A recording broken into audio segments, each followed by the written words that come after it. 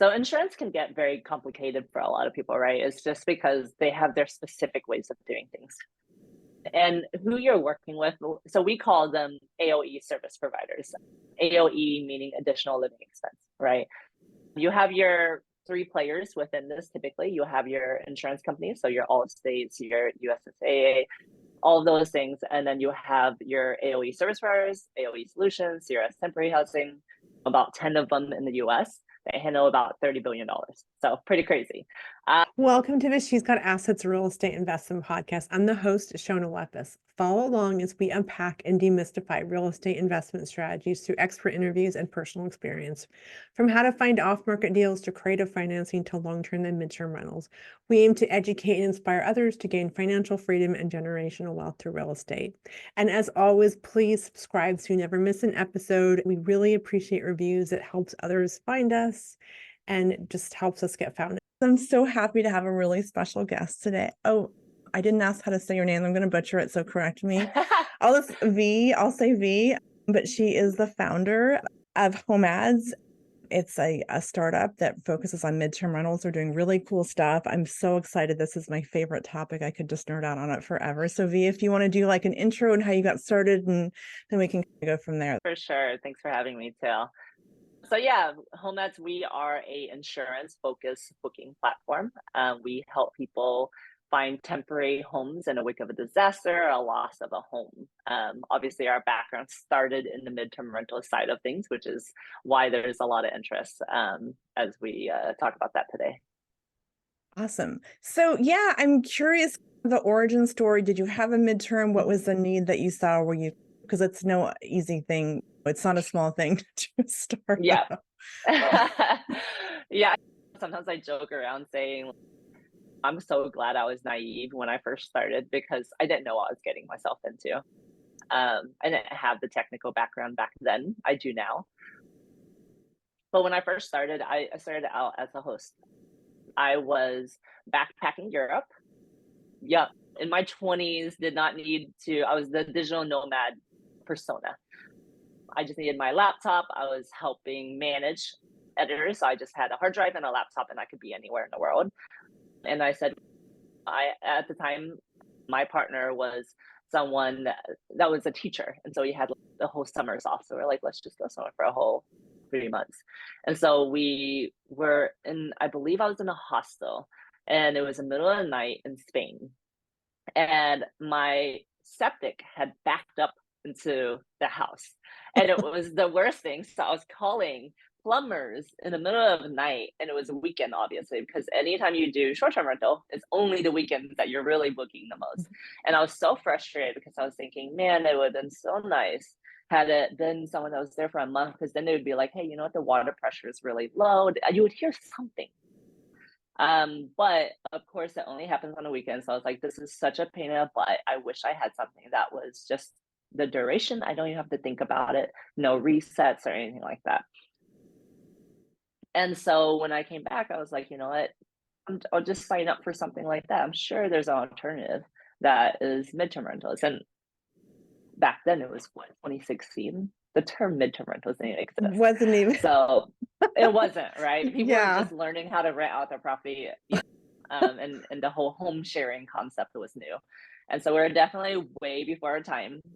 We had actually coined the term medium term rental or midterm rental in MTRs. So it's really crazy for me to even see there are MTR midterm rental conferences, books, all these things, because we struggled so much at the beginning of actually getting people to understand the concepts of it, because some parts is regulation side, some parts is behaviors. What are your renters like, or what are your guests like? What are the things you got to worry about in terms of like landlord and renter rights? How do you cover yourself? What are their needs? So it's just so much that you just change just a small duration and it changes so much of it. It's so subtle, but it's such a game changer, right? Exactly. Yeah. Man, that sewer, I feel like, yeah, I have a sewer story. I had a new property and I'm like, I tell people like, stay at the property, right? Make a meal, see what you're missing, the colander, the spaghetti opener, can opener. And so I gave my daughter a bath and I saw the water. It was like really slow. I'm like, oh shit. there's something going on with the Yeah. drain, right? And I'm like, call my plumber. I'm like, can you just snake it? No big deal, right? He gets Yeah. over there and he's like, I put 30 feet of snake in and you need to do some kind of power wash thing. I'm like, and Oh, I had this wow. rented. I had guests coming in 2 days. So we had to do a major back. It was like a major thing in Yeah. 2 days. And it's, man, yeah. As I got it Yep. done, nothing like a deadline. I'm like, I need this done. I have people, I am not, they're driving cross country, they're a nurse. I'm not going to reschedule. Wow. It was my Yeah. first guest in this unit. Oh, wow. But I think it speaks to the whole, like, and I talk about this with midterm, right? If there's a problem, people are more understanding if they're there for a while. They're going to see the signs versus Yeah. if they're there on vacation, they want like everything inside. I've had to go buy a fridge at Yeah. Costco, like on a dime, right? Because the fridge broke. Oh, Um, yeah. so The you, level of needs is different for it's sure. different, and it's people are there to work and they're not expecting this kind of luxury experience with hot tubs and Yep. fire pits and all the fancy stuff. Exactly. You know? Exactly. So to go back to your kind of story, so you saw this need, and then was it just like, I'm going to throw up a website, or how did you land on? Yeah. I'll share a short, almost embarrassing story where I went to my friend and I had been out of college for several years, but I'd known him and I said, "Hey, you did computer science. Does that mean you're a developer?" That was literally my question to him, right? I'll give some context of where we are today. I rebuilt our site. I am like the technical person on for Homads now, right?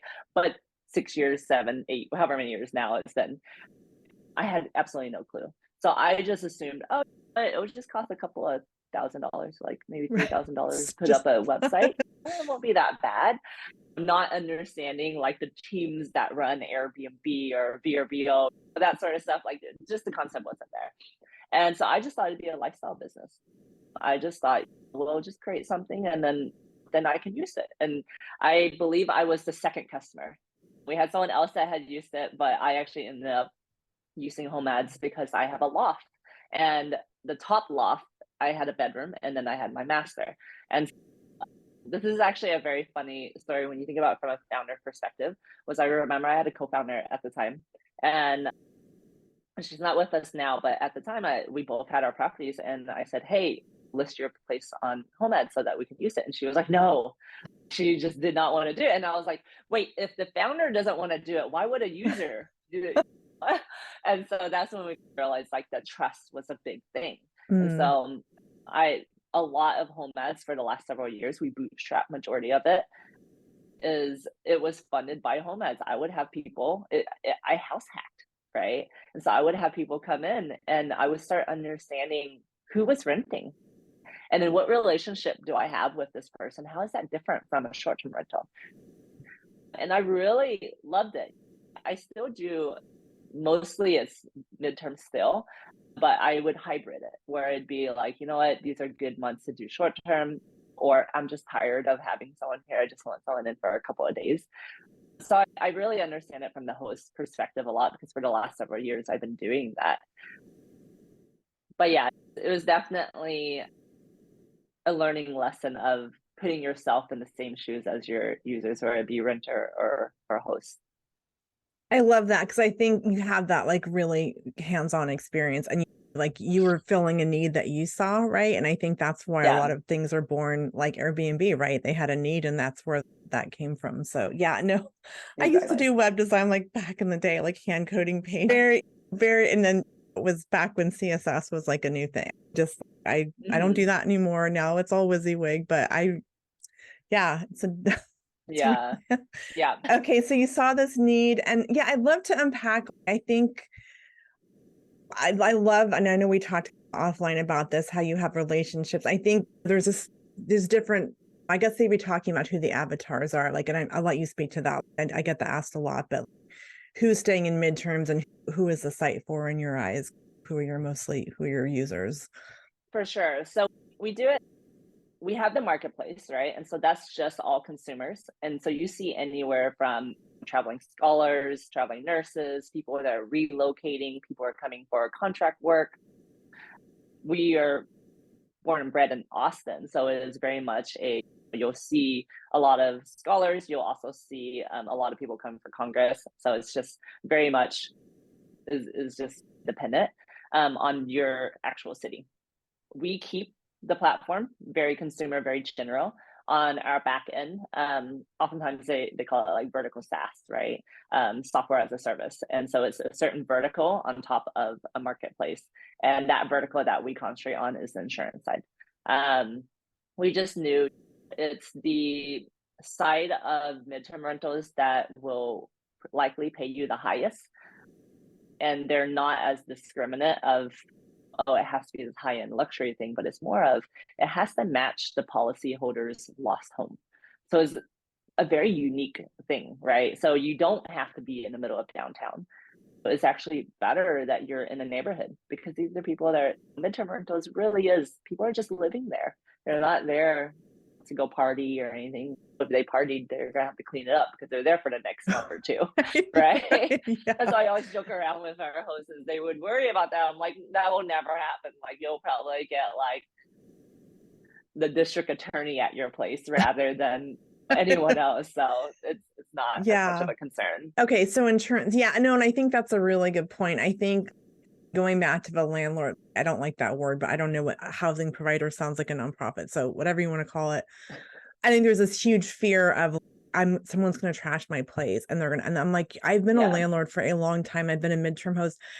If you have nice properties, if you're a good land, that doesn't really happen. And there's so much fear about it, but especially with midterm, right? You have a very quality guest, like you were just talking about. And it's not the heads and beds. I think that when you STR, you're like maximizing it. So the insurance thing, I think, and I also think there's like this myth that, is it like right across from the hospital, right? It has to be walking. That's not really, no, people want to live in romantic, nice neighborhoods with the right schools. So I think if you can unpack that a little more, like the insurance claim and families and how that works, I think a lot of people are really interested in that. Yeah, for sure. So insurance can get very complicated for a lot of people, right? It's just because they have their specific ways of doing things. And who you're working with, so we call them AOE service providers. AOE meaning additional living expense, right? You have your three players within this. Typically, you have your insurance company, so your Allstates, your USSAA, all of those things. And then you have your AOE service providers, AOE Solutions, CRS Temporary Housing, about 10 of them in the US. They handle about $30 billion. So pretty crazy. And then you have your hosts or your homeowners. And what happens is the insurance company will say, hey, our adjuster went out to this house, to the policyholder's house, and we found that there's damage. They need about 3 months, let's say. We're going to send it over to your AOE service providers. And because typically, and that's up to the policyholder, actually, it doesn't have to go to AOE service providers. If the policyholder is like, hey, we can handle it, we don't need them, then they can do that. They're the decision maker, actually. The reason that they'll go to AOE service providers is because those providers are the ones that front the money. Insurance will then reimburse them later. So from the host side, you're not interacting with the insurance company, right? Because the service providers are the ones that are paying you first. And then they can then say, hey, you know what, let's get reimbursed there. As of right now, sometimes you'll see people that are hosts that are saying, hey, you know what, I got a lead from a service provider, and then they'll syndicate or aggregate a whole bunch of hosts and then take a fee for it. We're seeing a lot of that, and they're playing as the service providers as well. The problem we see is that there's not a lot of transparency on any end, right? Hosts will say, hey, I'll do a finder's fee, whatever it is, and then it's under their portfolio, but they're not telling what that price is. Maybe they're giving you $3,000, but really they're going to take $4,000 on top, whatever it is. I'm not saying all hosts do that, but that is something that is seen, and I believe it's called piggybacking, right? And it's really frowned upon, which we didn't know either. But we then were hearing it from the service providers, and we're like, oh no, we're actually a platform. So we have transparency on our fees, all those things. It's just similar to an air booking site. The same happens actually on the service providers. They tell insurance whatever it is, and then they tell hosts, whatever it is. And so the biggest question that you then get is from every host is, how much should I be charging? Yeah. And that's the harder part, is because how much you should be charging is very dependent on a lot of factors.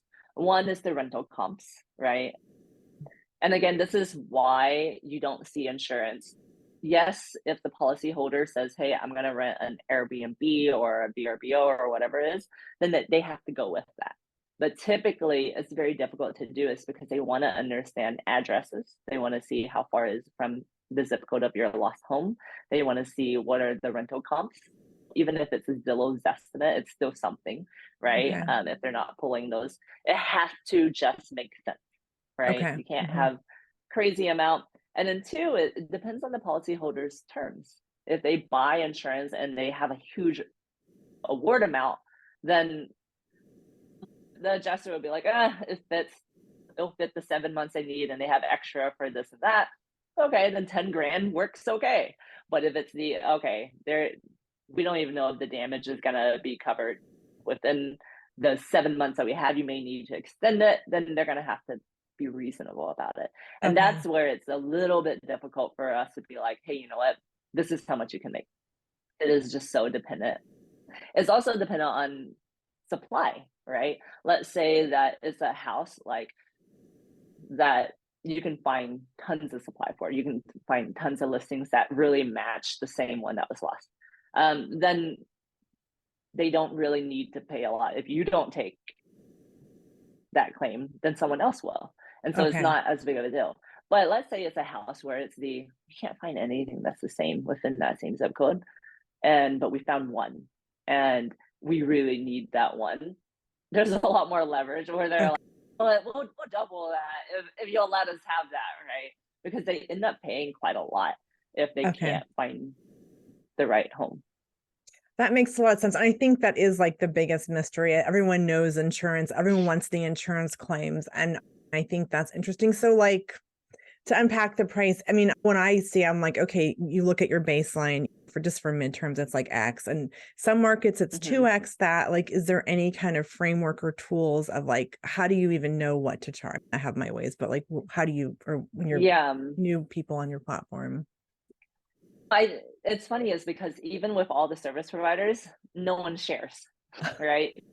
There's not a there's two ways of looking at it. One is if, let's say, the largest player shares how they get their estimates of how much they'll pay out, that they can also get in trouble saying they're setting the standard in the market. Oh, And then it'd be right. like, oh, and then everyone else will try to be competitive within that. And so then it's, oh, okay, you're charging it this way. And you did that as a way to get everyone else to do it. Right. So that's one, being careful on that side. And then insurance is all about like avoiding being sued for Right. one, right? So it's like, they don't want to play with that. The second part of it is also, it's secrets within the industry, right? One, that's what makes them competitive from another. So that's a part where, again, we do want a little bit more transparency within that. Just even similar to if you look at Zillow and Zestimates and MLS, right? Mhm. Like all of those things, that data, it is kept in a certain group and only certain groups would know that. And then Zestimates made it where it's, hey, this is very transparent. We're giving you like what the records are Mm. and predicting it out. And that's what we're seeing here is we want it to be where people are a little bit more educated of, hey, what is insurance really paying for this? What's reasonable?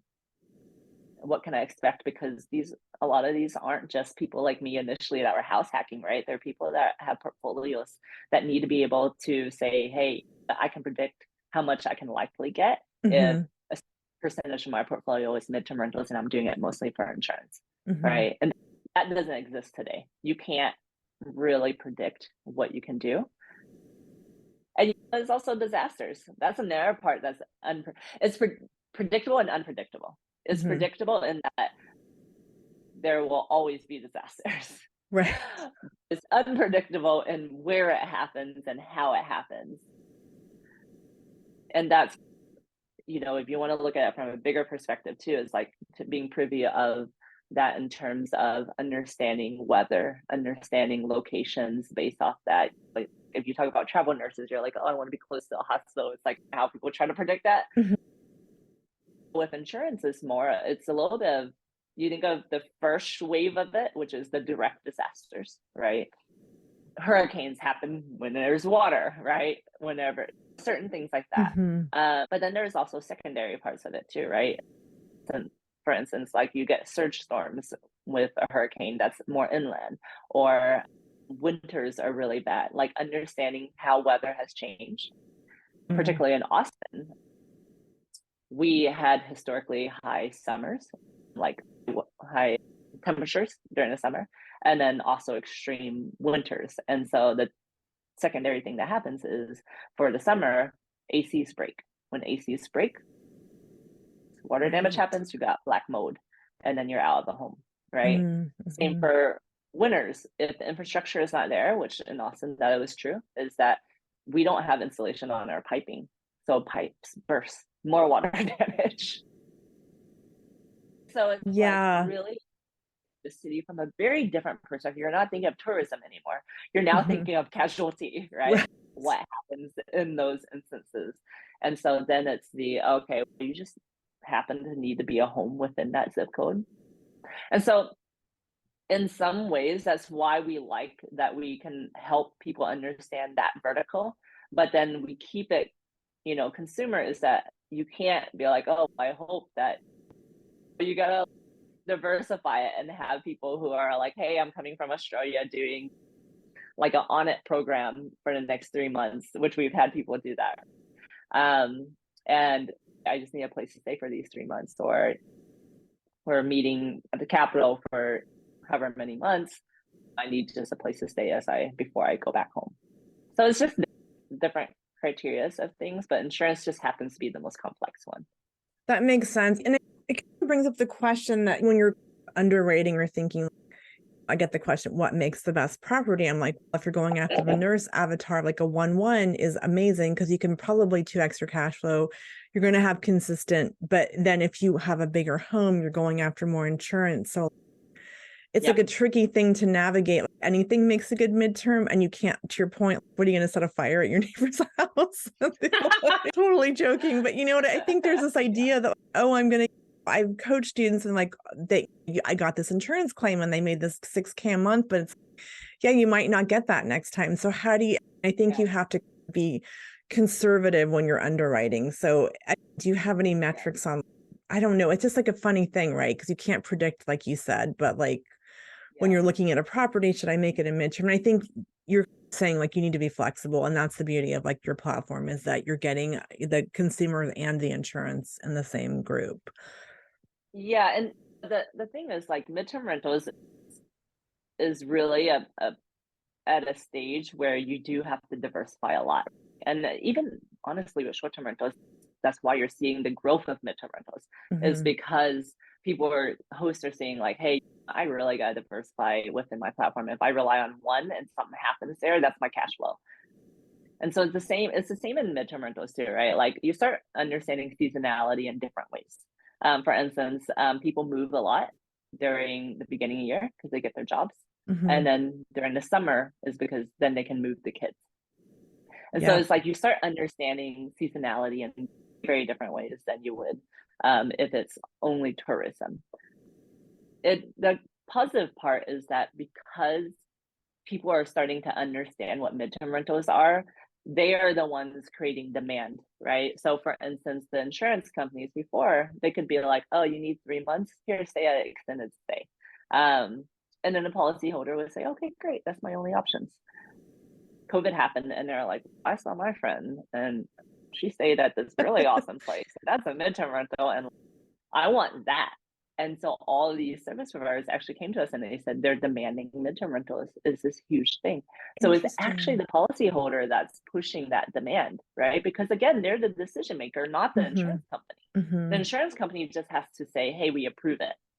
It's the policyholder that really needs to be like, hey, because they can go to any of those AOE service providers. And then the policyholder can be like, oh, okay, thanks for helping me. But you know what? I'm actually going to stay here. and then they end up losing that lead in some ways. So that's really who you're selling to, is the policyholder.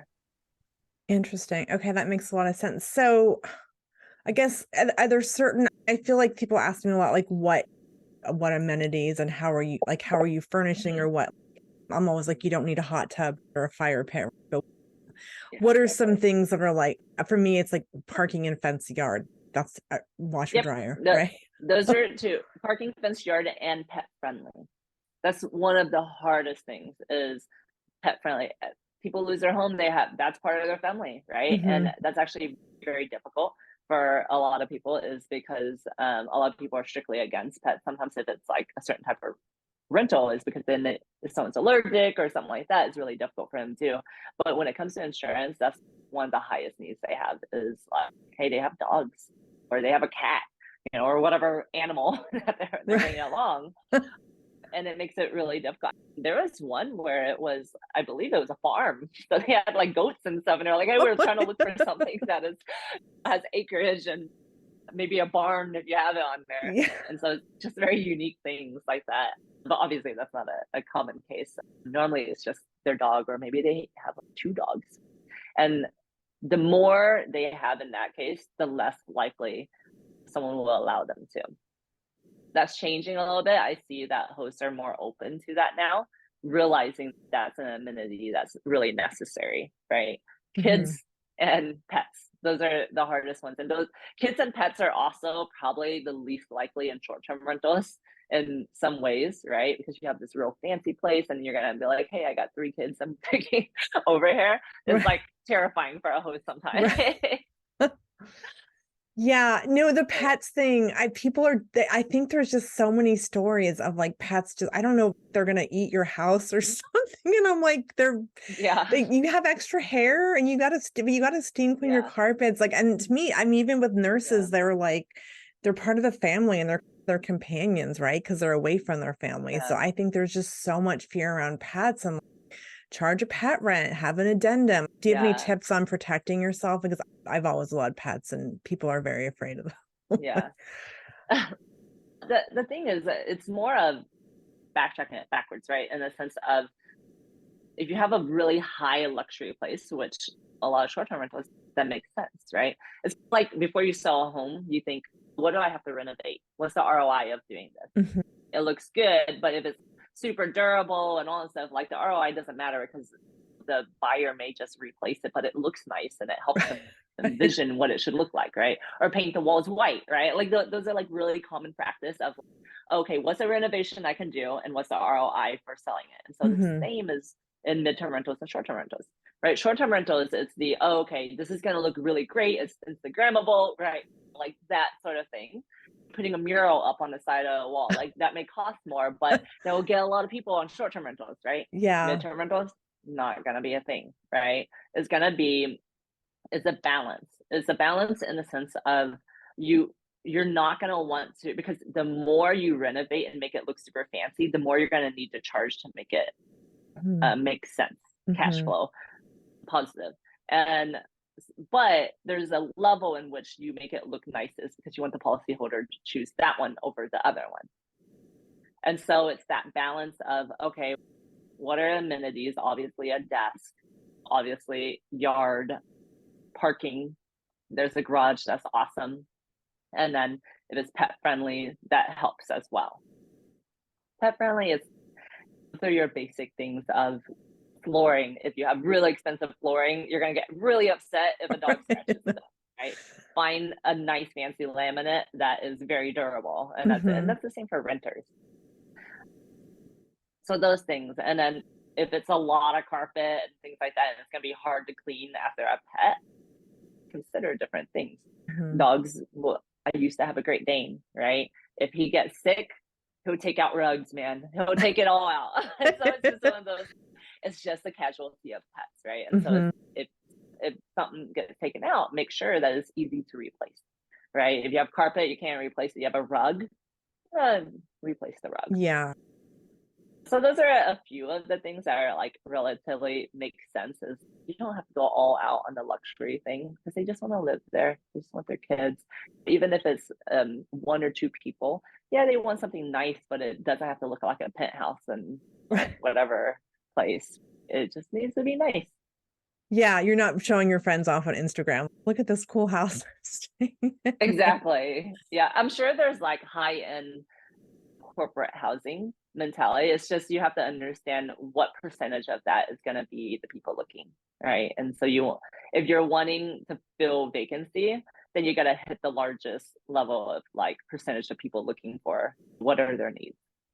Yeah, no, I coach it should be nice, it should be stylish, but it's not luxury. You don't need the fancy coffee maker, and just take good pictures, put some, just make it, you can do things with pillows and throws, and some, like, Amazon has great artwork, like, it's surprising, Uh, Yeah, you can um, definitely do a lot there. It's digital marketing in some ways, right? It's like mm, just really educating on digital marketing. It doesn't have to be anything fancy. People just want it functional, but still aspirational in some ways because they're the mindset is very a different way of looking at it is the mindset, right? Is when you have someone that's looking for a weekend getaway with their significant other or their best friend or whatever it is, it's they want top notch kind of thing. mhm, And their capacity to research and be aspirational is completely there. mhm. You have someone who is moving, or you have someone who's lost their home. Their ability to make a decision is very low. And so you have to put yourself in their shoes. Apparently, when you moving is surveyed to be the most stressful thing, life event in a person's life, Wow, right? yeah, If you think about that, is okay, moving, you talk about moving with friends, a lot of times they'll be like, oh God, I don't want to talk about it. They're so stressed out about it, especially if they did the moving themselves. But even then, it's stressful in all ways possible. Think about it from their perspective. What are they wanting? What are the things that should make their life a little bit easier, right? You lose your home, you got the loss of a home, plus you have to move, on top of, right? yeah, Exactly. So then it becomes, do I really want to worry about utilities right now? Or do I make it where it's just all paid within that? Right? Do mhm. I want to have to put my name in that? Do I like make the processes easy? How do I handle mail? It may, you may be thinking from your guest perspective, come on, this is easy or whatever, but they're that's the last thing they really want to think about. They just want to rest for a moment and process what is it that's happening in their life right now. And from there, they can then be like, oh, okay, I have my grounding. Okay, now we know what's going on, and they slowly can start making those decisions. That's really interesting. Yeah, it's a very, yeah, I think about moving and I just get hives. I can't imagine Yeah. going through, like, when our last move was 8 years ago, and I'm like, we're never ever moving again. It was just miserable, and you throw Yeah. on, like, moving, against your will, like, you weren't planning. It's not like an exciting move. Oh, we're Yeah. moving or upgrading our house, or this is a new city. Exactly. It's yeah, it's really, and setting up utilities. It's a total pain in the butt. So, Yeah. yeah, Yeah. In a yeah. way, it's the customer service that helps a lot too, right? It's Mhm. higher end customer. Like if you want to do something luxury to stand out, then make it the customer service. I lo That will help you stand out rather than a hot tub. Yeah, so, like, on that note, I coach have really clear, like, a self check-in, like, I have smart locks. I just want people to get in, easy access. I don't have to meet you there with the key. It's, Yeah. you probably don't wanna meet me. I'd love to meet you, but literally, here's the house notes. Here's when the garbage Yeah. goes out, like, all those little things. Is there anything else that you coach people on that's helpful in kind of the onboarding phase of when they're moving in, or anything like that? I think it's mostly just you have to gauge. But you know this too, right? Depending on your audience, if it's the self check-in and they're like not tech savvy, it's gonna add to that. Right? It's a balance too. You don't want to be a host that has to drive out and do every single thing. So being able to scale it is one, but then two, it's I think for especially if you have approval already from the insurance company or service provider, all of it's booked, everything is good, is ease. One is not giving them too much information, because then that's like data, what was it? Analysis paralysis or something like that. Yeah, I always forget the term, right? totally. And so it's like a little bit too much information. What is it that makes it where it gives them enough to where they don't have anxiety of what am I walking into? But then don't give them 20 pages of things that they gotta like process, right? Have an interactive conversation with them and give them whatever information, try to read the room of where are they mentally on things. Okay. Most, from my perspective, most midterm rental guests are very easy. They tend to be very easy in comparison to short-term rental guest needs. If it becomes a high need thing, that typically to me is a red flag, actually, is if they're like super needy. I'm like, okay, what's going on? Is there a reason for this? Is there unhappiness? I'm trying to navigate that. Yeah, no, 100%. I've broken it down to here's how to get in. There's a smart, if you want to use your smartphone, there's also a keypad if you're not savvy. When I have the kind of locks where you can even use a key, because sometimes I have people that just want it. There's 3 ways to get in. It's here's some notes on parking, and once you're in, then you can read all the house notes and how like when the garbage, and in Portland it's every 2 weeks, which is just maddening, but I have to explain just like down to all the nitty gritty things, but I don't want to overwhelm them with here's this like move in instructions. Exactly. Yeah. And it's one thing to think about in offsetting it too, is like, it's not scalable to be there to help them walk through and understand how to use the property on every one if it was a short-term rental. But if you have someone in for 7 months, does it hurt to do one, right? Or have a person. And that's where I say, if you really want to differentiate yourself and you want to do it as a customer service side, is you could think about weighing the cost of doing something that differentiates yourself. And then, is it a lot, right? Is it a lot, or is it scalable? If it's scalable to meet them once every 3 months or once every 7 months on these claims, then okay, that's scalable. And then you won't have the questions coming in later. It's just more of, are you doing it? Are you hiring someone to do it? Is it, what does that look like?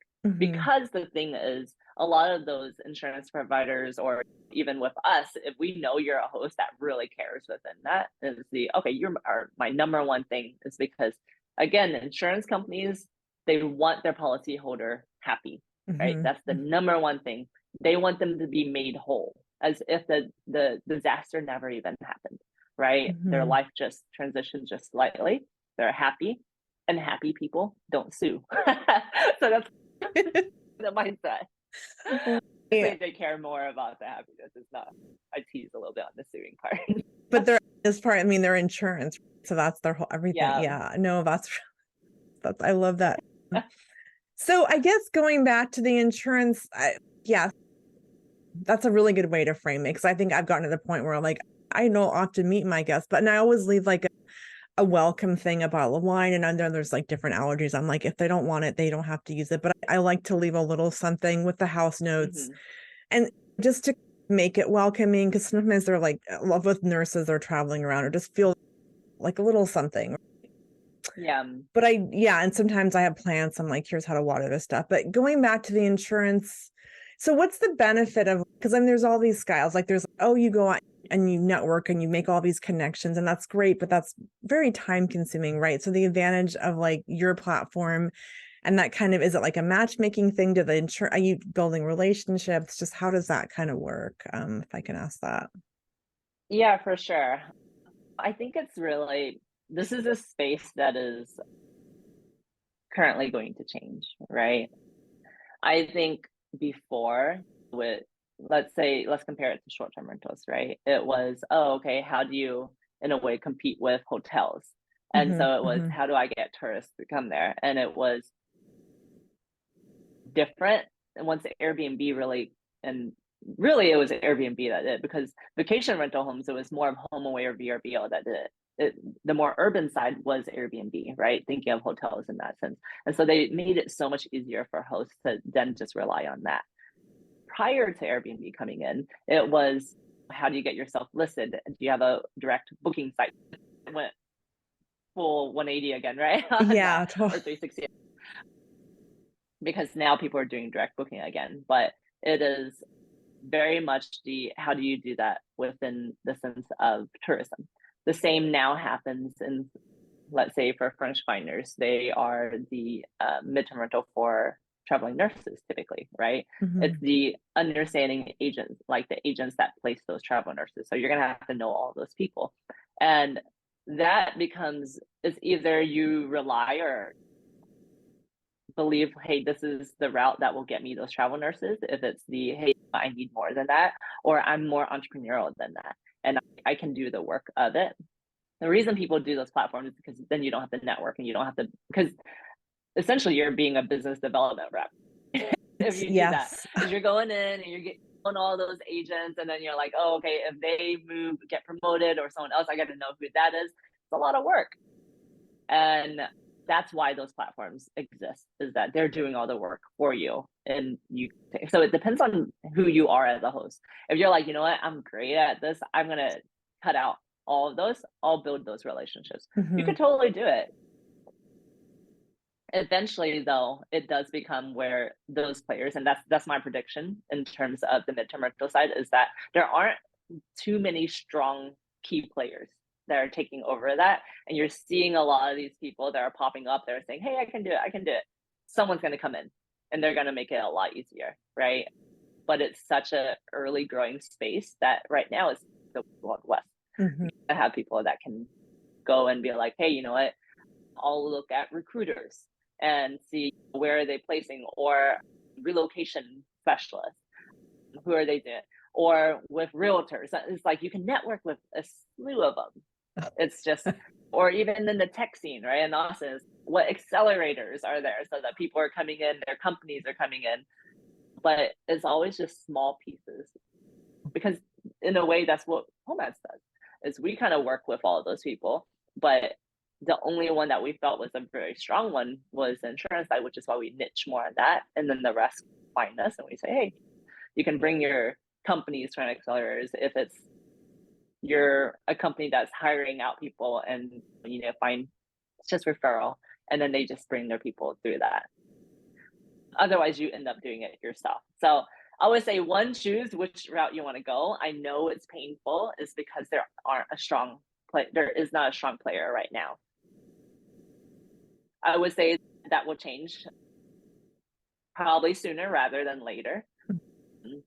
We have a few things happening on our end. I had mentioned before, I'm not allowed to say the name of a partnership that we have, but we are planned actually late October for it to go live. So we are preparing for a lot of scale within that. We're happy. We were so happy that our hosts have been super patient with us, because we know we have been getting listings that are like, hey, hold off, demand is slower. But these partnerships do take time, right? We signed a contract in February. It's not until like late October that we're able to start seeing something. Yeah. And even then, there's a lot of ways in which it is the sales cycle, more of the business development side of it. And so it takes a little bit of time. So if you're a type that can do that, great, you can do it. It will just take you a little bit of time to build that relationship with everyone. Yeah, I think, I'm not sure if that answered that question. No, I think it did, because I think there's a lot of people like, oh, just go get an insurance claim. But you know what? It's a huge commitment, and it's networking, and it's a whole different hat you have to wear. Like, yeah. I don't think most people love sales, I'll be honest. And you have to send emails and it's another kind of hat or a job. So if you can find the right platforms to be on that you get consistent leads, just what do you want to prioritize, like more acquisitions, or do you want to be a salesperson? There's just a lot of myths around. That's great, but it's a lot of time. Yeah, these people that get these fat checks, like how many emails did they send to get that? You know? Exactly. So, yeah. So I love that you guys are being more proactive, and I can list on there and know that, hey, I'm more likely to get a great claim, but I'm also I just think it's figuring out where to be and knowing that you can't just rely on that. So I think you have to be strategic. So, and I love that you're being proactive in building those relationships. So is it like to unpack it a little bit, I know we're getting close on time here. Do the ALE companies come to Homads and search, or are you saying, hey, we have a lead, what do you have, or how does that work on the back end? Yeah, so what's interesting is I'll talk a little bit about on the tech. Again, I mentioned like, yes, we're a real estate tech or insurance tech, right? But really tech is what I love. And so I'll nerd out for a couple of minutes here is why we love it in a sense is with these AOE service providers and insurance in general, to put it, they're just short of faxing you something, right? Like the level of technology and speed and things is just like very antiquated. And we actually love that in the sense of it's easy for us to over deliver in a way on our end. Mm-hmm. We were in the process of, hey, let's learn the process first, and then we'll use technology to automate out. So for instance, typically they'll have 50 to 100 reps that are just on a certain type, like residential housing, right? And that's it. Or alternative housing, I believe is what they call it. And what those reps will do is they'll go out, and if they can't find in their database, they're going to Zillow, they're going to all these online websites that have long-term housing, and they're like searching for that. And then they'll try to negotiate those hosts down or those homeowners down to being a midterm rental. If they can't find it within their database, they'll also send it to us and say, hey, you know what? Hey, we have this, and it's a paragraph. And we said, hey, will your reps just fill out a form that we create for them? 1 bedroom, 1 bath, this budget, pets, just the basic questions. And he said, no, they will not. They will email you. And they won't email you the same structure either. They won't tell you, some will tell you a budget, some won't. Some will tell you these things. And so we said, okay, how do we use technology and make this faster? So first we went in and we said, we'll just do it manually the way that they do it.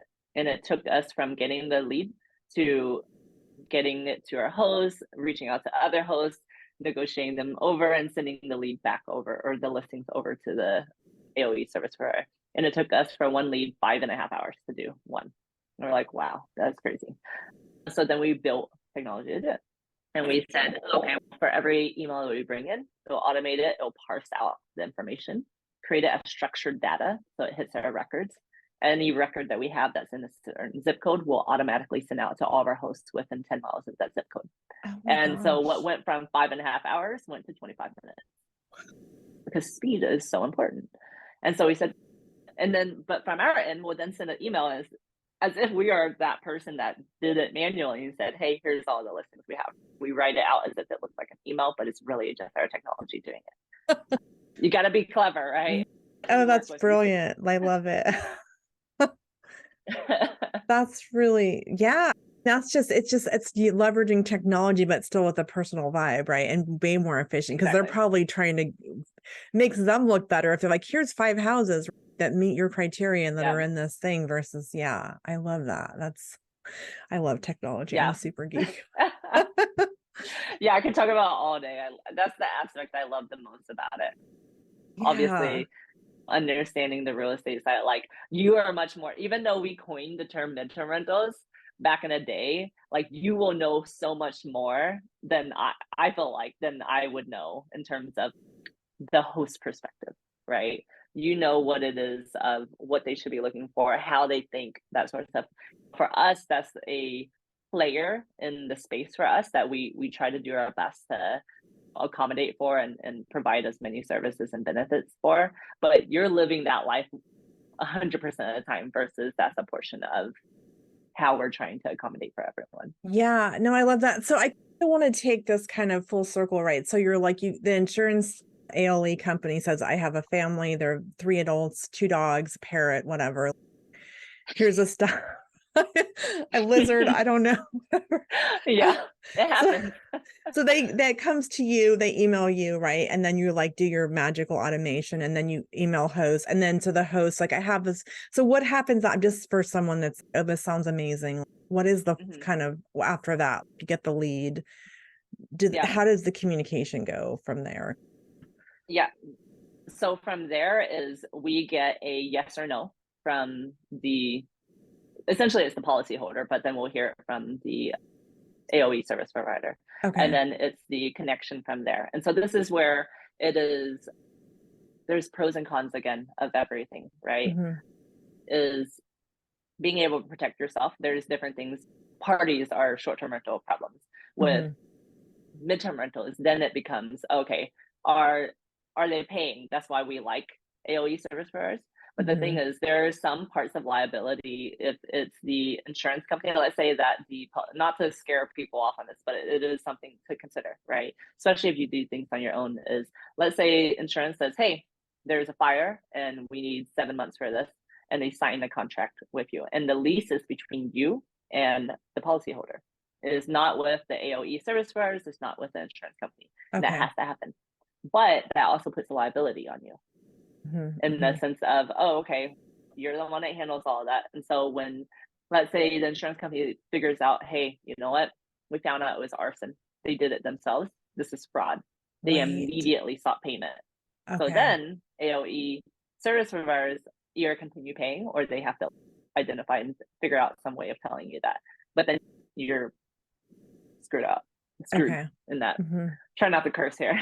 Right, no. And then you have to figure out, oh, okay, what is it that I have to do to handle those things? And so it is a little bit more difficult, I think, sometimes in believing that insurance will cover all of it, but there are always some caveats, right? There are some parts in which you do still have to cover yourself within those types of situations. It doesn't happen often, but it does happen, right? And so from there, okay, so you have a lease, then you got to understand all your regulations. You got to understand, oh, okay, this person leave. Then you got to think about eviction laws, all that stuff too. And again, this is worst case scenario. Right. Typically, majority of the time, you're never going to have that happen. Or I wouldn't say never, but yeah, very rarely will have that happen. Let's say that it's a positive situation. They get connected and they say, hey, you know what? It's 7 months. We signed the lease. It's going to be taken out every month, and we're going to pay you every month at the beginning of the month, right? They go in if they are capable of doing this, which typically is within the same zip code, right? The best way, not everyone enjoys doing this, but the best way is letting them do a home tour. And why you want that is because, let's say they said they love this space and then they go and they realize it's so close to the airport and it's so loud. I've been living here and it's driving me nuts and I can't sleep here. Yeah. It's like you want success from the policyholder. You want them to be really comfortable and happy. And so, yes, it's a pain to give them a home tour, but if it keeps you from actually losing the client in the future rather than engaging with them and then halfway, that's not a positive experience for anyone. And so actually we really pushed for people to be able to do a home tour first. Okay. And then there's a confirmation of, hey, I really want this place. Then the contract happen. Then we allow you to interact with them. We just pay from the AOE service providers every month as long as everything goes the way it is. They will have certain terms as, hey, we keep the rate as if they want to continue on board. Some of those terms, that sort of stuff. Or you just say, hey, I only have it available for these 4 months. And then after that, I'm doing whatever with it. Yeah. It just has to be upfront. There's like some terms of, hey, 30 days prior, I need to know if they're continuing or not, that sort of stuff. So there's a few terms and things to have to navigate within that. But again, I'm giving a lot of edge cases. Typically, it's a real straightforward, hey, it gets chosen. They're happy with it. Here's move-in day of when they prefer to move in. You go meet them if you can. You get them in. The end of it, you check in every now and then. As a host, I'm like a little bit particular. I don't like annual leases because I like my property to stay in a certain shape. So being able to schedule like, hey, I'm going to have a home cleaning come in, right, within this duration. Small things like that. They would love it, but then it makes me happier too. So I'm not horrified of what's happening in my home. So it really is your basic thing. It's just more of the beginning part. Is there's some caveats of, oh, okay, who's paying who has to do the lease contracts, that sort of stuff. On Homads platform, there are some legalities of it too, when people get scared of evictions and things like that, is like Mhm. when you book through a platform like Homads, it is a license to lease, not necessarily a lease, right? Okay. And so then it becomes less of a landlord and renter situation and more of a criminally trespassing kind of situation, right? Which is Interesting. just like an Airbnb or anything else. So it Okay. falls within that category because you're doing it through a platform. You end up having a lease, though, that's whenever it gets into a certain mix again, right? But if you have the records on Homads of conversations, things like that, it helps with your case of, hey, this is the situation. It's as much data as possible, right? That then police can go, or code conduct, whatever it is, or city code can look at and then assess that situation. Again, not trying to scare, but that's where my head always goes, is like we want to talk about those and address those situations because we don't want our users to ever have to go through that. The best case scenario is you just have someone, and 7 months later, every month you get paid a decent check. Yeah. A lot of insurance companies will pay by check too. We obviously will direct deposit and all of those things, but yeah, that is a common practice as well. Okay. Well, no, that's, I mean, I think you really have to have eyes wide open, and this is all calculated risk, right? Like It you is. just have to understand what it is. So that brings up a question though. I'm come from a long-term Mhm. kind of landlord background. Are you screening like traditionally? Tell me, I always have a very formal background credit check. Are you Yeah. doing that with insurance claims as well, or is that a little bit different? So within Homeland's platform, we use IntelliRent, which allows you to screen your renters, right? Okay. I always suggest that. We always suggest that, one, you stay within the platform. Like, we've had people that will then come to us and said, hey, someone scammed me and I found them through this platform and they were upset. And I said, did you use our platform? Did you use it to book? And they said, no. And I can't help you. There are reasons why we tell you to use our screening. There are reasons why we tell you we escrow the money. We hold on to that money until you move in. And then when you move in, you need to tell us within 2 days, this is not the place that I decided that was on the listing, That was the okay. accuracy of it. Exactly. And so there are reasons to use these things because rental scams happen all the time, It's right? really common. I get calls and I'm like, they're like, you sound like a nice person. I'm like, yeah, I'm not a bot. I'm not gonna, Yeah. send me. It's shocking that it still happens. I don't, and people apparently fall for it because they wouldn't be doing it if there wasn't a market. So Yeah. Yeah. it's So I, really, I would still suggest like screening, even if it comes from insurance, because they're going to put it on you still. That's why companies like Homads have to exist, is we have to show, hey, you still have to do this. You can't just trust that they'll do this, because the insurance company also has to trust that person isn't a scammer or right. arsonist or whatever it is. And then once they figure it out, you need to make sure you're protected in certain ways too. It's the same for short-term rentals too.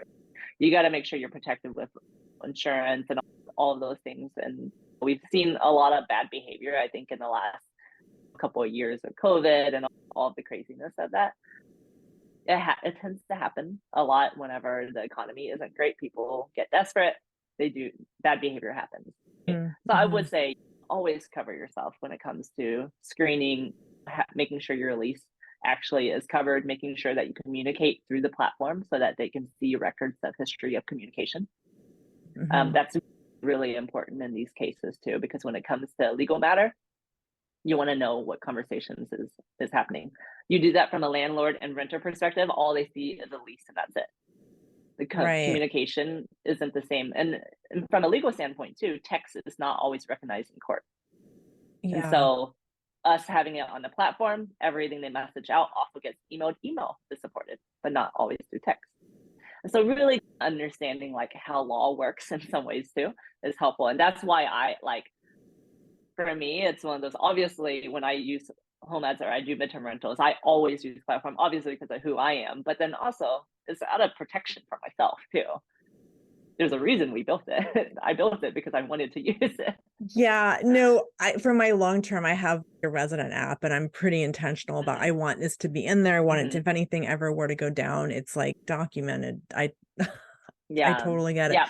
It's That made helpful. me think of a question. So I require renter's insurance for midterms. Is that something you guys recommend, or is it, I'm just curious, is that something that you can require, or how does that What was work? that again? A renter's insurance.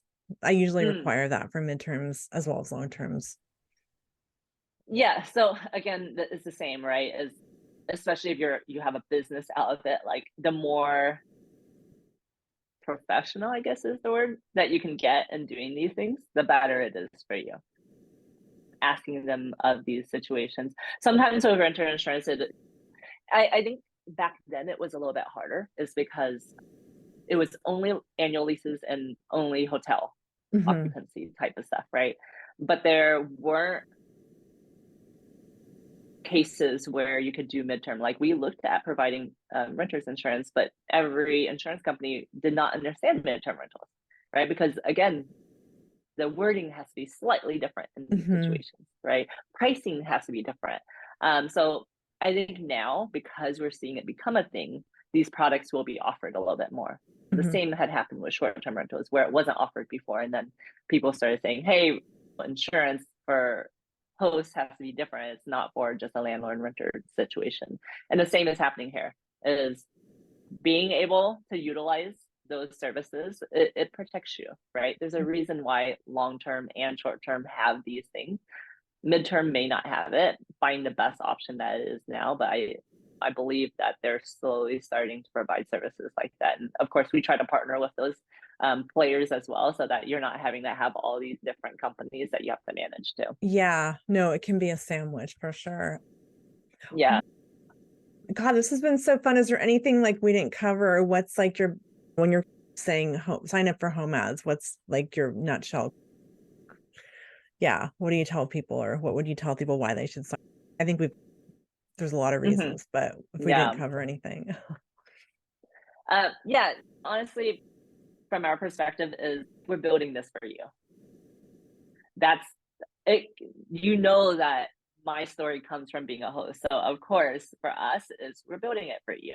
And when it comes to it, you're joining us, we appreciate it, is because we listen, right?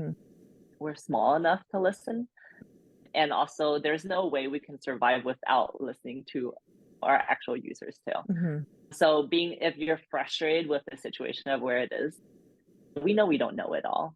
We have to listen to you and see what are our pain points. And then we can go back and say, hey, you know what? We have a post on what hosts are wanting. And as much as it seems reasonable from the insurance side that you're asking this of them, this isn't going to work because of that. We can actually stand up for you, you know? And so that's why it's helpful, is if you have the patience to work with us, which I will say, we're getting steam on this. We've been at this for a moment now of building the community, but now it's also pushing more on the demand side of insurance companies with corporations, that sort of stuff, is like, hey, we understand what it is. We've engaged with them to a certain extent, and now we're starting to see a little bit of fruits of our labor of getting that demand to you. So again, we appreciate the patience of it, but we are really excited that we will be seeing a decent amount of traction in the very near future.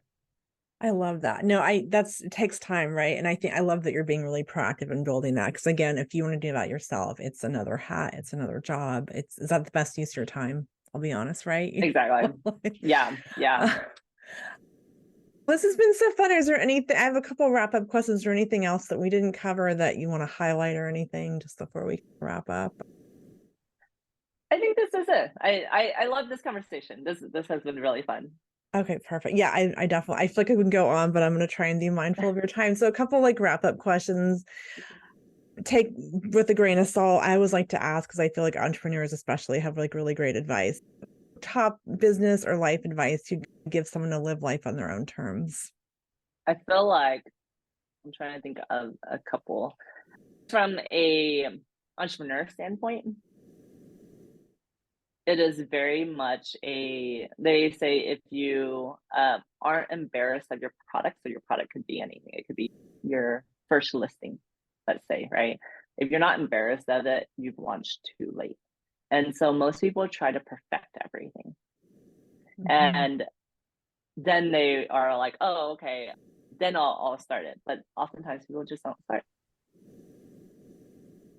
Obviously, get your baseline of it, but it's you will mess up. You'll mess up. You don't realize like this is the renovation I should have done, or maybe I went a little overboard and did this, right? But just get it started, get the listing up. And then if you're not getting enough traction there, like, oh, are my photos not great enough? Mhm. But like, it's not going to hurt you to have your listing up. And then, yes, there are ratings and things like that with other booking platforms. We don't actually have ratings on ours as of right now. It's just because it's a long-term duration for one, right? It's a relationship-based thing, not necessarily is this like exactly accuracy of listing and all of these things. Mhm. So it is a little bit more relationship based on ours. But again, it could be any entrepreneurial thing. You're gonna end up having 2 years later and be like, oh, I thought about this idea. We, never. I hear it all the time. Right. So we're always highly embarrassed of our product. I will say that there's always something that we're like, oh gosh, that's so terrible, or that process is so terrible, but we just do it. Is because it's better to execute than it is to have it perfect. I thank you for saying that, because I just launched a new course about buying your first investment, and I feel like I'm like flying a little bit. So I really need Yeah. to. It's so true that like my first people wait. They're like, wait. I'm like, don't wait till you just virtually stage and get it out there. So Yeah. that is amazing advice. Thank you. That is so relevant. Especially right now as I'm trying to get my course off the ground. Yeah. Okay.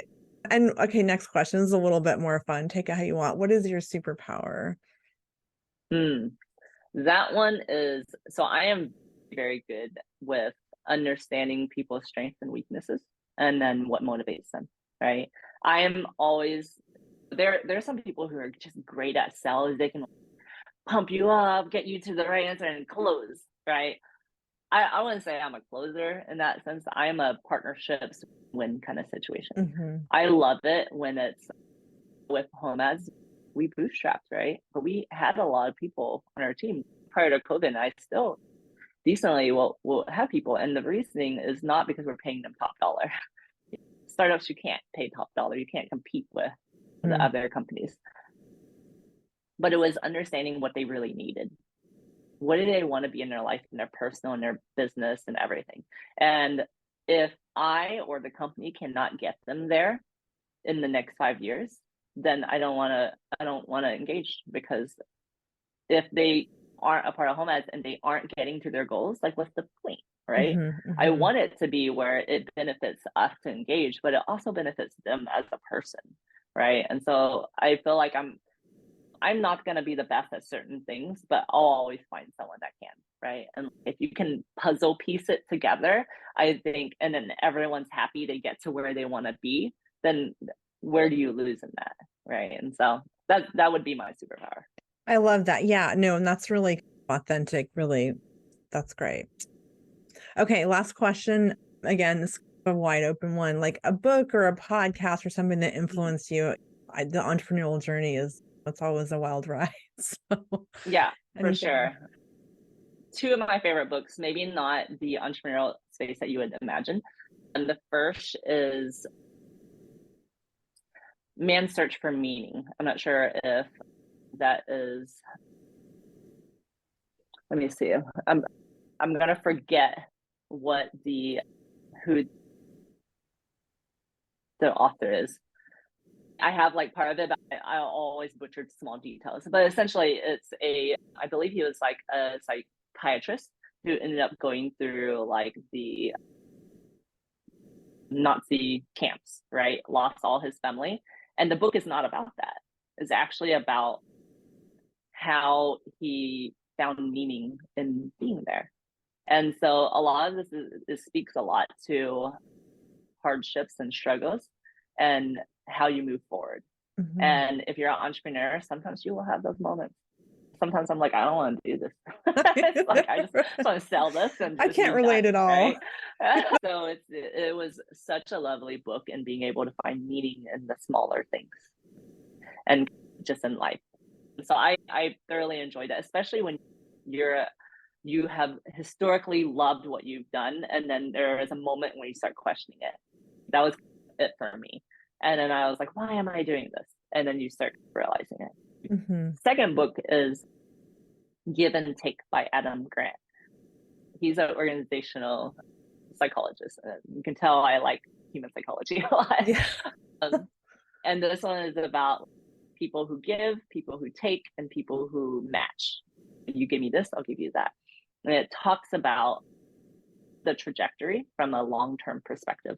They talked about medical route, but it applies to all, where it's like first 4 years is medical school, and then residency and all that stuff. And they said first 4 years, the takers won. They were the highest performing. And then at the 5th year, things started switching a bit. In 6 years, it was the givers that were winning. And long story short, it's very much about your reputation and your integrity. Those things takes time for people to see. If you want to win and you don't care to be in the industry for that long, then I guess take everything. Right? You'll just never work in that industry again after 4 years, because people won't know. And you win short term too. But if you're someone that has integrity, someone that helps and gives, and it also tells you how to give. You don't give everything away, because you'll have nothing. You need to be sustainable. It's like, how do you give the best that you can? And in that, eventually you start performing better, right? And so I really love that, because in tech, especially in such a bull market, sometimes you're just like, how are people doing all of this? They're baking their numbers, but yet they just raised however much million. You get so frustrated, right? But then after the 5th year, I'm like, oh, they're not even here. Their company burned and is not around anymore. It speaks success on a long term. And I think it's helpful for people that kind of get frustrated when they are doing the right thing, but they're not seeing the right results, right? This takes time. Yeah, no, I love that. That's a lot of levels to that for sure. Yeah. But doing it the right way and with integrity, it's building a lot, right? And sometimes you're building and it's growing, and then you look like this overnight success, but you know what? You did a lot of work. Exactly. Yeah, many years behind that one. Right. Yeah, I always have that seed analogy, right? And then it pops up, and it's just but most people that are really successful have a whole story behind them, right? But you're just putting in the work and doing the right things. And then just how can people find you and follow you and all that good stuff? And that's it. Yeah, for sure. Homads pretty easy to find, where we have your basic social medias, that sort of stuff. We actually do have a Facebook group that's for our preferred host too. If you sign up on our platform, it's homads.com/preferred host, I believe.